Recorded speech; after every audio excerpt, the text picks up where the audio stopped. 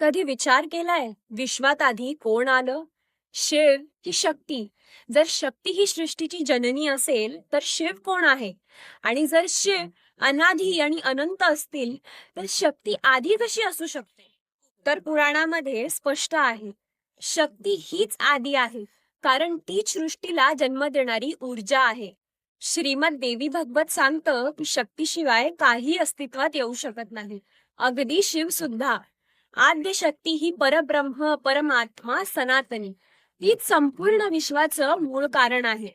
याचा अर्थ शिव शक्तीशिवाय नाहीत का? शिव आणि शक्ती एकमेकांशिवाय अपूर्ण आहेत. शिवपुराण सांगतं, न शिवम शक्त्या विना किंचिद न शक्तीही शिवतो विना.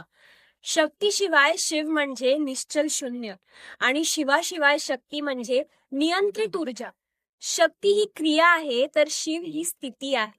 सृष्टीच्या प्रारंभी महाशून्यात शक्तीचा पहिलं स्पंदन निर्माण झालं आणि त्या क्षणी शिवाचा अवतार झाला.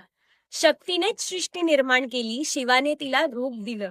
म्हणूनच ब्रह्मा विष्णू महेश ही शक्तीच्या इच्छेनेच कार्य करतात.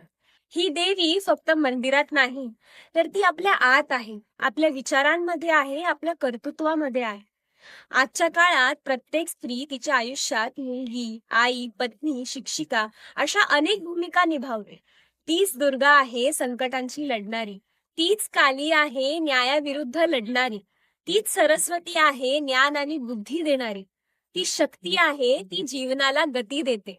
म्हणूनच ही नवरात्र फक्त उपवास आणि आरत्या करण्यासाठी नाही, तर स्वतःतील देवीला ओळखण्यासाठी.